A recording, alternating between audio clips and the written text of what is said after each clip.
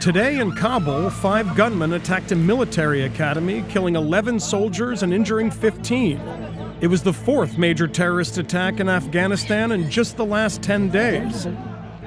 On Saturday, more than 100 people died when an ambulance packed with explosives detonated on a crowded street in the capital.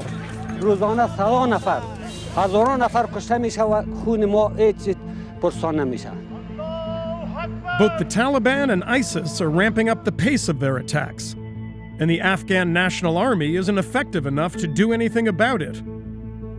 So President Ashraf Ghani is betting on a different strategy, drastically increasing the number of special forces troops who might stand a better chance.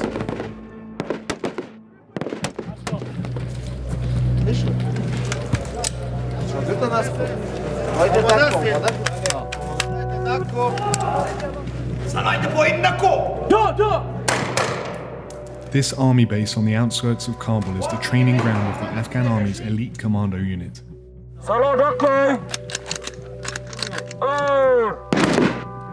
They've been in the fight since 2007, but in the last year they've become a key part of the coalition strategy to beat back the Taliban's gains and stop the wave of bloody insurgent attacks. Commandos represent only about 7% of the Afghan army, but they're responsible for nearly 70% of offensive operations, including night raids alongside US Special Forces.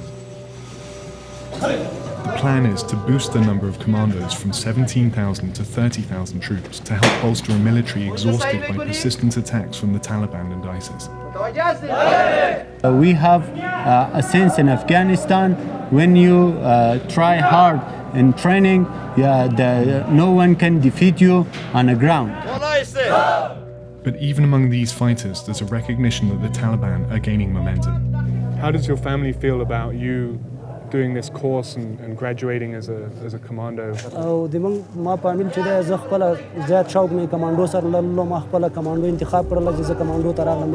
Mirowais was trained in the US and served as a platoon commander in the Afghan army for 14 years before he joined this special operations unit, supervised by US Special Forces.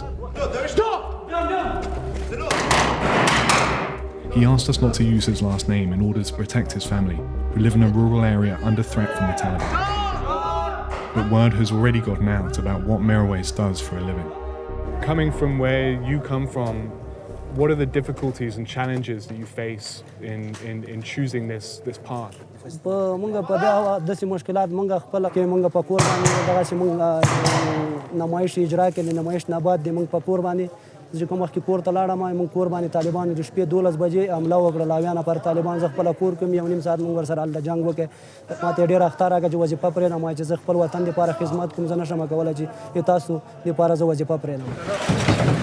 The average commando earns around $50 a month, higher than the average Afghan soldier, and a hard salary to turn down. But as the Taliban's control of territory in Afghanistan expands, the risks are deepening. Over the past year, around 10,000 Afghan security personnel have been killed and 16,000 wounded. But UN data also shows that 10 civilians a day were killed on average in the first 9 months of last year. And politicians are hearing that a growing number of those are military families being targeted.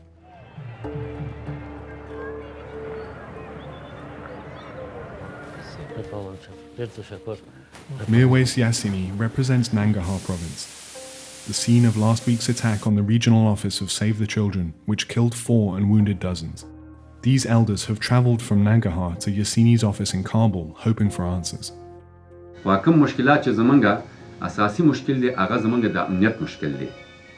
about the investment the American government is making into the special forces, training thousands of commandos? Yeah,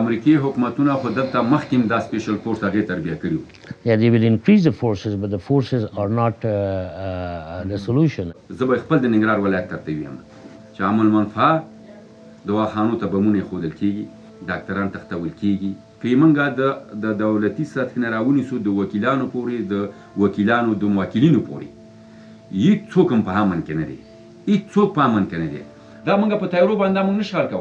یوې تیاری په ځای چې 100 تیاری رشم دا موږ نشو حل کولی که عسکر په همدې شکل سره دا د افغانستان مسله د نظامی حل نه دی دا که د تیارې په توسط نن حل شي سبا بیا یو ځای کې سر راپورته کوي بل ولایت کې